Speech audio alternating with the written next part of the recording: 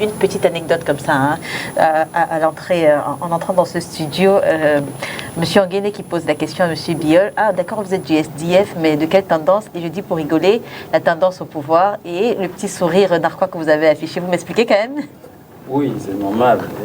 Et en fait, il est bon d'être au pouvoir, vous direz? Oui, il est bon d'être au pouvoir. Il est bon, n'est-ce pas, d'appartenir à la ligne politique qui triomphe.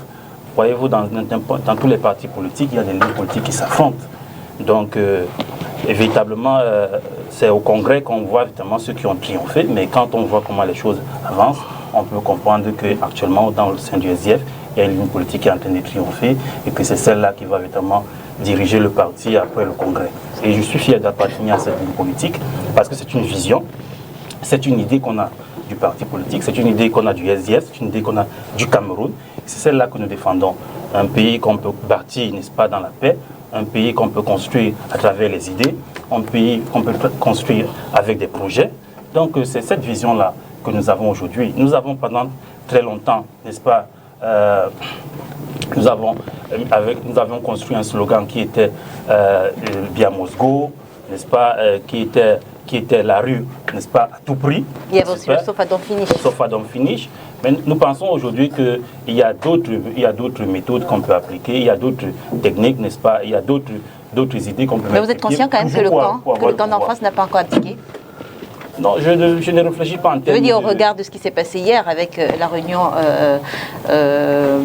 sollicitée, tenue par l'honorable Jean-Michel Ninthieu. Oui, bon... En fait, il a tenté d'organiser une réunion, il n'a pas la légalité, il n'a pas la légitimité pour le faire aujourd'hui.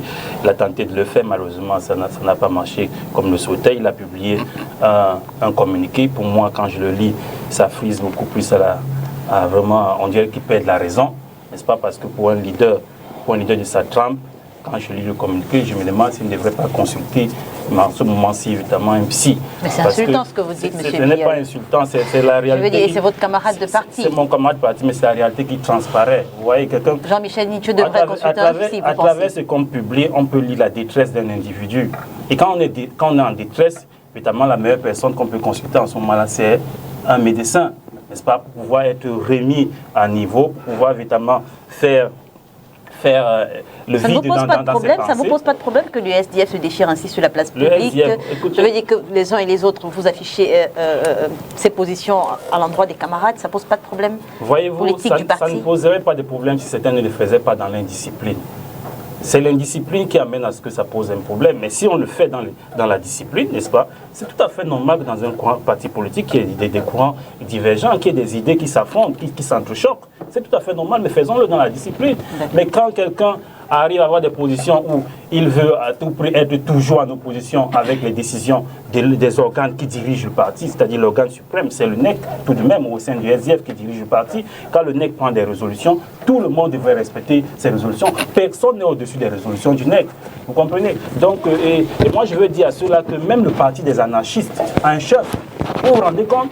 Si le parti des anarchistes a un chef, combien de fois un parti qui est tout à fait ordinaire, qui veut gouverner?